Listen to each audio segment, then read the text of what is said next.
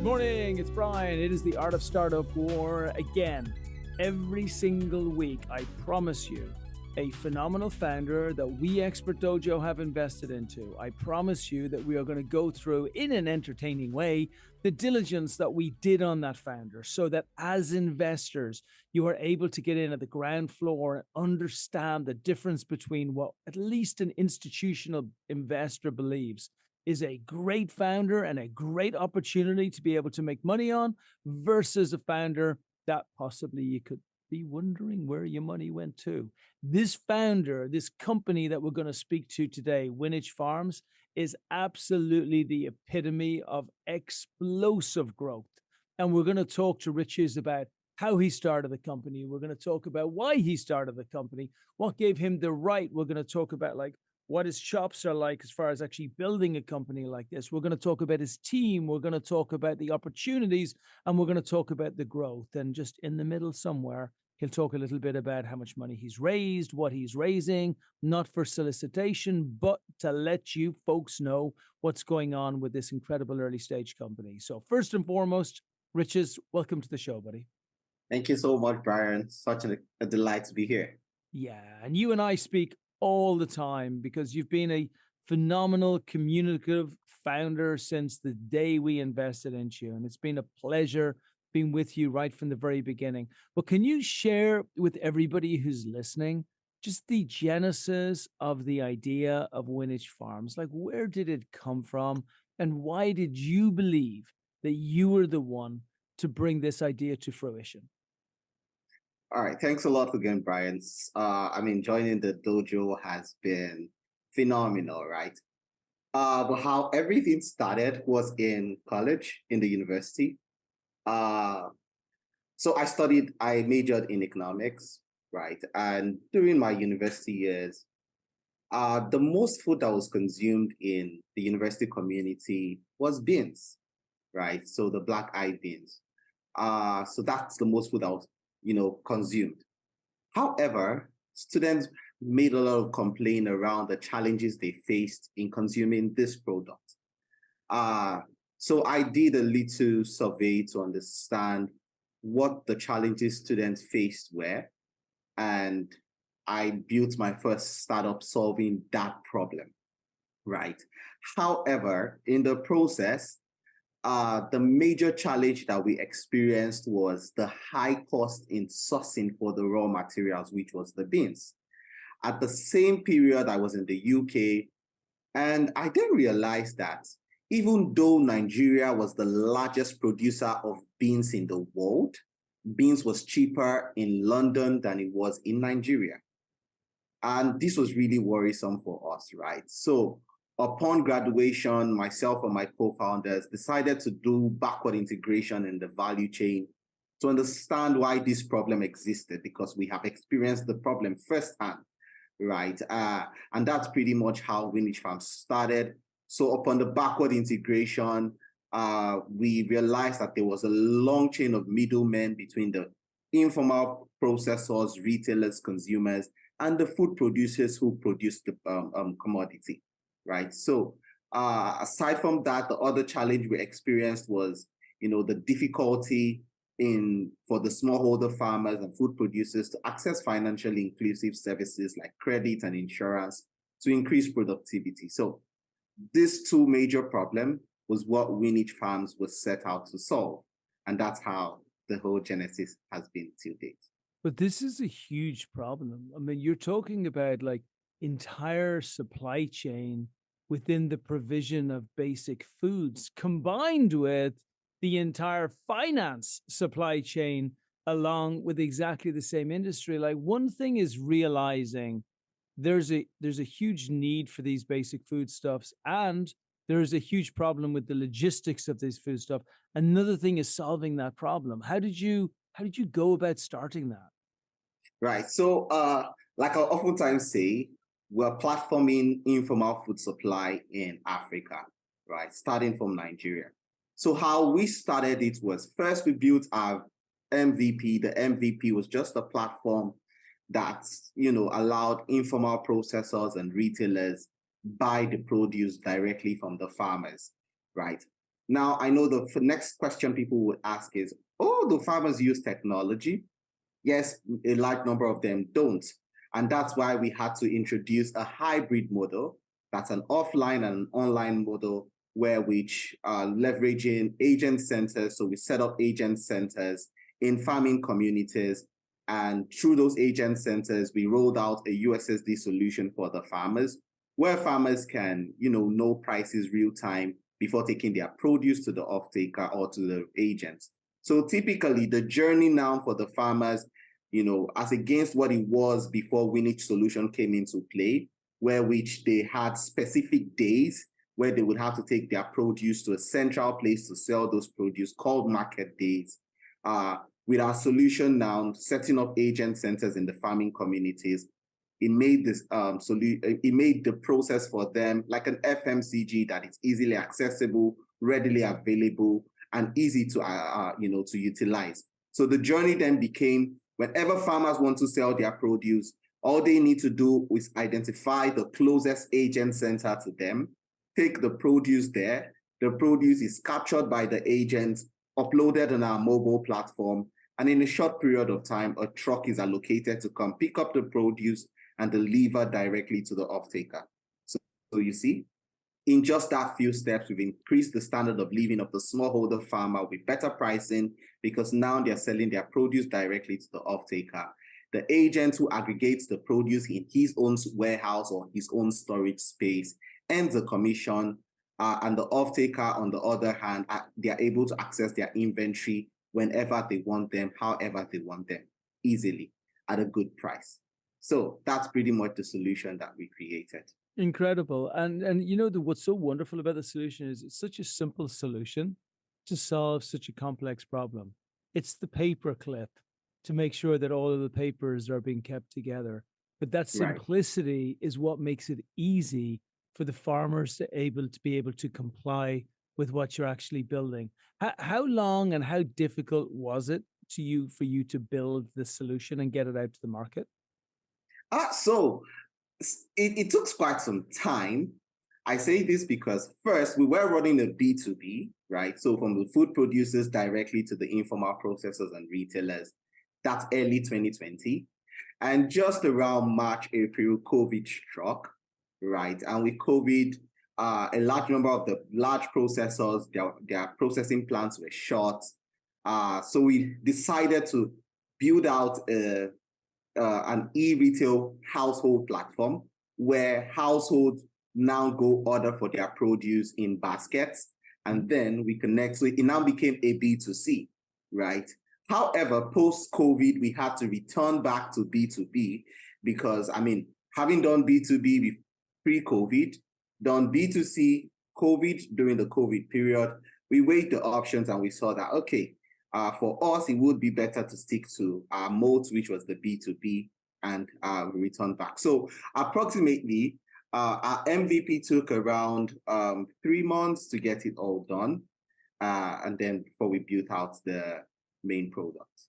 Wonderful. And before we dig too deep into the product, tell us about the team that we're actually building this. Talk to us about the skill sets for each of the members of the team and how that aligned with the skill sets that were required to help turn this into a huge company.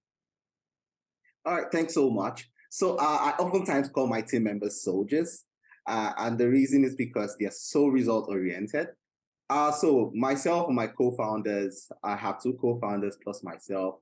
Approximately, we have about 30 years experience across technology, marketing, and supply chain management. With my CTO having built solutions around logistics, a bank. He was one of the teams. It was on the team who built the first GT Bank app in Nigeria. Nice. GT Bank is one of the biggest banks in the country. He was on the team. Another of my team member, Abiola by name, he built out e-transact platform. So we have a very, very robust and amazing team who have worked across, various layers of both finance, logistics, food supply chain, farmer management. So yeah. I love that. And then, so as you developed the team at the beginning, you first rolled out the app when? So the first version of the app came out late 2020. Just okay. Uh, So actually, yeah, a little bit into COVID, right? absolutely right. Right. And then how did your team develop from when you rolled the app out? Because I'm sure when you first came up with the idea and you first decided you were going to go into it, like people love the idea, but then they all are like all great entrepreneurs. They think you're a little bit crazy. And then suddenly then it goes out to market.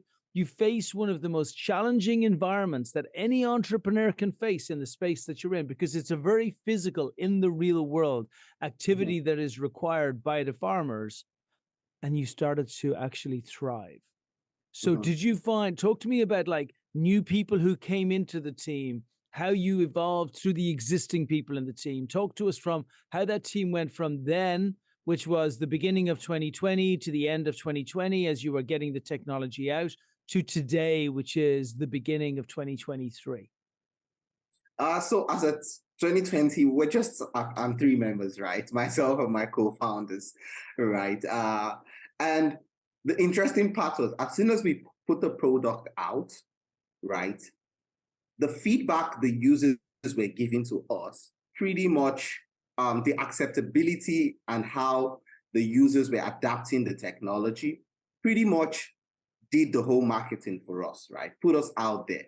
So with that, especially during the COVID period where we were doing a B2C, we now began seeing, I mean, I remember the first, I think it was the first four hires that we had.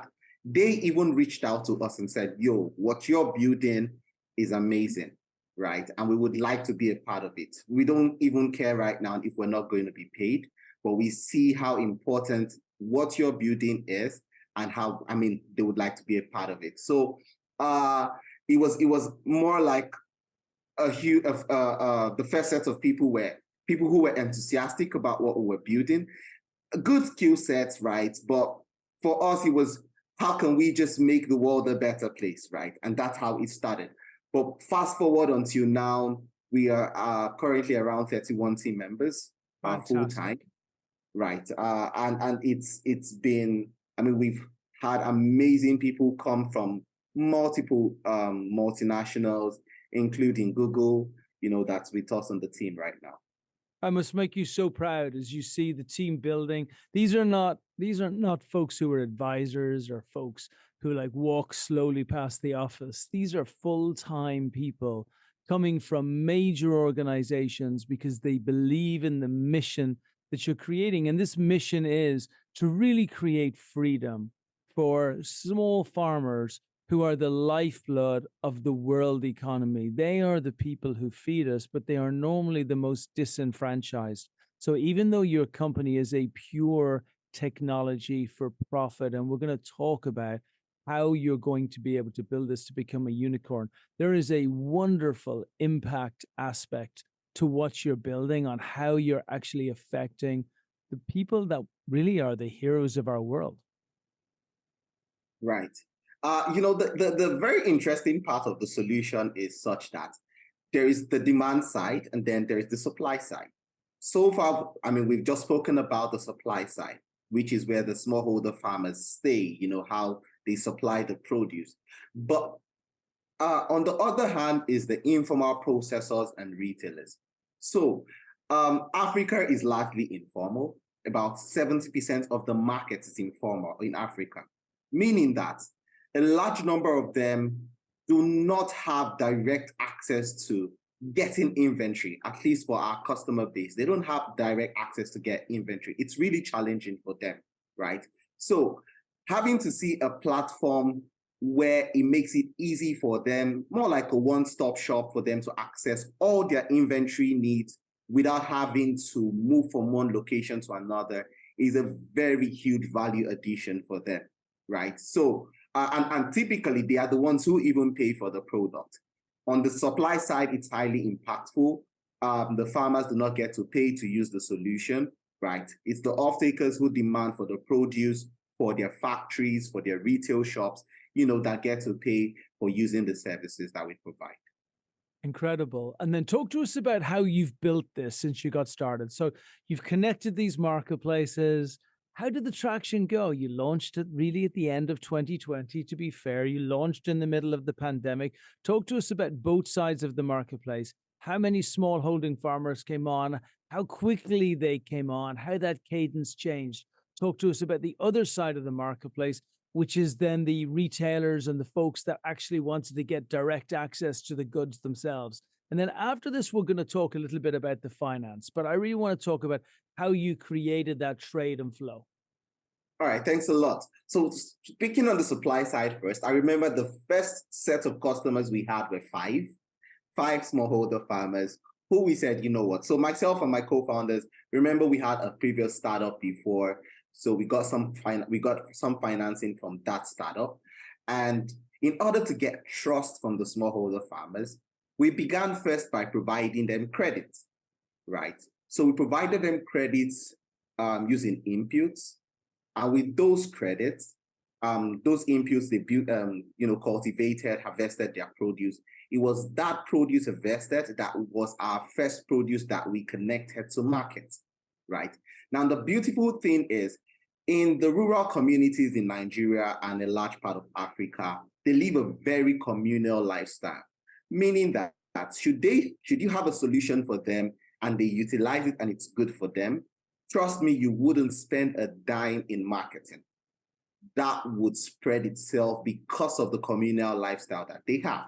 So from the very first 5 customers that we had, in a couple of months, those 5 customers translated to over 1,000 customers in less than 9 months. Wow. Fast forward till today, we have over 50,000 users on the platform right now. And I don't mean 50,000 onboarded, I mean 50,000 active. Ooh. So how we define active is smallholder farmers who utilize the solution at least once every farming cycle, because on the supply side, it's cyclical, right? They don't get to plant every day or harvest every day. So it's for every cycle, at least 50,000 users get to utilize the solution, meaning they get to sell their produce through the platform every cycle. On the demand side, what we built was an inventory manager app. So with the inventory manager app, we only just transited to making it an inventory manager app last year. But before then, it was just a solution where they just go, it's like an order on the go. It was an order on the go platform where they just go, they require XYZ amount of inventory, they just go order for that produce, and have it delivered to them. But having understood their pattern, right, having gathered data on the patterns to which they were making their orders, we had to improve that to an inventory manager app, whether you're utilizing the option of order on the go, or you're utilizing the the planned inventory option, the app already gathers data from you, and after every 90 days, whenever you want to make your next order, a pop-up notification comes up to you to say, oh, in the past 90 days, you have ordered an average of XYZ tons of produce, whether every week or every month. Would you like to lock this in as your recurring order? Should you click on yes, boom, that makes it, a planned inventory and helps us to be able to forecast, to project, to see how we can grow from there. So on the supply side, that's how we grew. On the demand side, that's how we've grown as well. On the demand side, we have over 2,000 active informal processors and retailers that are ordering for produce, and those are active. And by active for the demand side, those are people who order at least every month, order for produce at least every month. So that's how we build both the supply and demand side. Incredible. And look, at the end of the day, growth is the only thing that matters in startup. It's the only thing that matters. If you're growing and you can show that you have that, then it shows that you have product fit. If you have product fit, it shows that you're speaking to your customers and you're listening to your customers. And so you have all of those things, because with that exponential growth, it's the only possible answer. So as you've been growing, talk to us about how much money that you've raised, and talk to us about how it's impacted on the revenue that you've been driving from all of these people coming on board. Right. Thanks a lot, Brian. And speaking about growth, right? I should just add that in 2021, we moved approximately 9 million US dollars worth of produce in gross merchandise value. Wow. But in 2022, we moved 23 million US dollars worth of produce. That's about 3x what we did in 2021. Incredible. And like I oftentimes say that our customers love us so much, and this is proven by what we have, are the numbers that we're doing, the acceptance, right? Last year we did over a million USD in revenue and annual recurring revenue. Last year as well, we closed our first financing round of about 800K.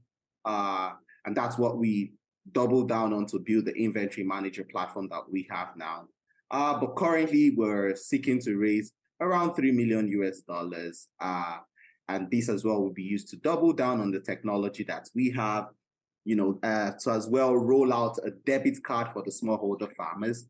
Beautifully, we are already running a pilot with a commercial bank called Sterling Bank. And this is what the cards look like. Beautiful. Right? Look at that baby. If you're just listening to this, you cannot see the beauty that is this debit card that's right in front of me. But it is exquisite. So yeah, that's some of the things that we're doing. Also, part of the funding will be used to, ensure that our delivery time is better off. And the reason for that is a large portion of about 80% of the food in Nigeria, for instance, where we have our primary operations currently, which we have plans to scale across other African countries in the coming months. But currently in Nigeria, 80% of the food is grown in one part of the country, and the and that feeds the other part of the country. So therefore, when orders are made by customers in a different part of the country, sometimes it takes around 48 hours before they get their produce. So what we aim to do is to set up fulfillment centers in all the other geopolitical zones in Nigeria, such that orders can get to them quickly with better customer experience, based off, the feedback that we're getting from the users. So that's pretty much how much we've raised before, what we're currently looking at raising, and what we aim to do with it. Wonderful. And then so folks who are listening to this will have a couple of things clear. Number one, we have a very strong team of executors, incredibly important. It's one of the main diligence things we look for. After all my years of investing, my conclusion to all of it is if you have the right people who are going after a sizable problem that can be executed, that is the only team that you invest in. And so Winich have not only did I feel great at the beginning when we invested, because we didn't have any of this data that all of you lucky investors have right now, but we believed that the team were so strong and had proven out that execution in previous endeavors that it was a good bet for us to make. Now it's pretty obvious kind of where that's gone to. Now, then you go to the next part of it, which is to say, is this the sizable market that people really need what they're building? Well, I think, as you can see, the growth in the marketplace revenue going from that 9 million to the 22 million, that's pretty sensational. And that speaks to the fact that they have a very loyal fan base who are going to grow and are going to keep on growing. And it's only a question of a short amount of time before that hits the $100 million. And obviously, everything that goes through the platform, a piece of it goes to Winich Farms. And what's also really interesting is going to be the question, which I'm going to ask Riches to answer this at the end, which is the epic insight. What does Winich Farms become in the future? Does it become a central financing company that is able to use all of the data from the farmers that they've been working with for years and years and years to make the best lending decisions anywhere in Africa to get the best returns on money? Does it become a logistics company that's going to add on additional bells and whistles so that they can actually give more and more benefits to the farmers and to the retailers that are actually using them? Or does it become something entirely different? And before we go there, and I do want to finish on that point, before we go there, let's first of all, we want to make sure that everybody's got your details and they've got your email address. So maybe let's give your email address or your LinkedIn, whichever you prefer, Riches. All right. So thanks a lot again, Brian. My email is riches, riches, at winichfarms.com. So Winich Farms, winichfarms.com. Wonderful. Thank you. And then, so before we get to that epic insight question of what is the company going to be in 10 years time? If you're in an interview on CNN in 10 years time, Bloomberg, forget CNN, you're on an interview with Bloomberg in 10 years time, and you've had this monstrously wonderful exit that's happened, and they're asking you to talk about the previous 10 years, and they're asking you to talk about what the company became. I'm going to finish with that. But before we get there, you are raising $3 million now. Yeah. Last year, you got the marketplace revenue up to $22 million.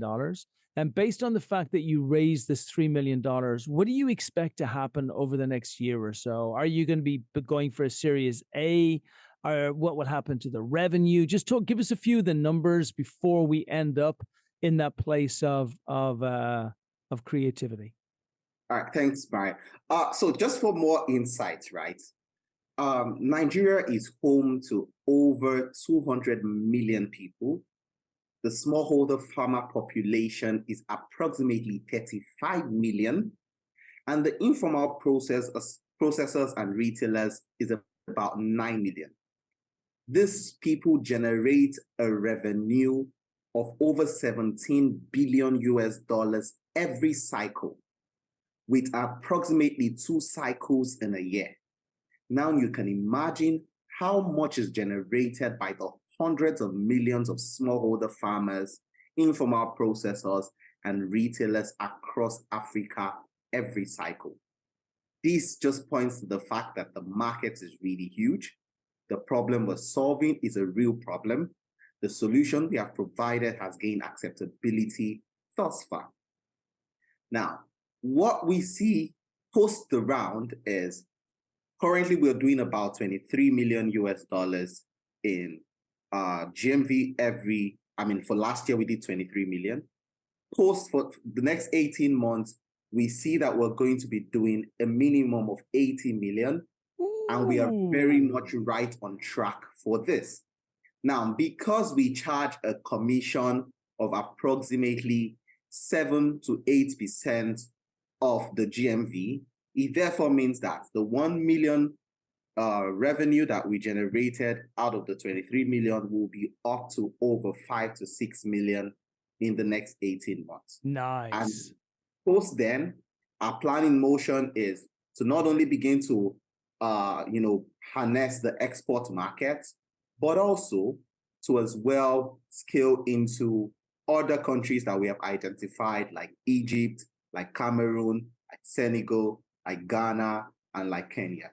So that's pretty much how we see the next 18 months. I love it. Okay, so now for the big question, the epic insight, the Horizon 3, the MTP, the massively transformative purpose. 10 years in the future, you're being interviewed on Bloomberg. They're asking you to look back at this incredible business that you've built. Talk to us about what the value of that business was, what you sold the business for, got acquired for, what you IPO'd for. If you did IPO, where did you IPO? And talk to us about what the business became. Share with us on a Tesla level what Winich Farms is in 10 years' time to all of the investors that are coming on now. So the picture we have in our head is a company that builds the operating system for Africa's informal processors, retailers, and food producers. Operating system because the amount of data that we're gathering is phenomenal. Phenomenal, I say this because they are both quantitative and qualitative data sets, right? Now, as I speak to you, we are already looking at using this data to build an algorithm that builds a credit score for the food producers on the one hand and the informal processors on the other hand. This opens them up to other services like credit, insurance, buy now, pay later products, and the like. So it's a company that has built the operating system everything that informal processors, retailers, and food producers need to survive. That is what we have built so far. And because Africa is largely informal, it therefore means that at least 50% of the food being produced and channeled in Africa is, processed, moved by Winich Farms. That's the big picture for us. Well, I like that big picture as an investor in Winich Farms. Come to Pappy.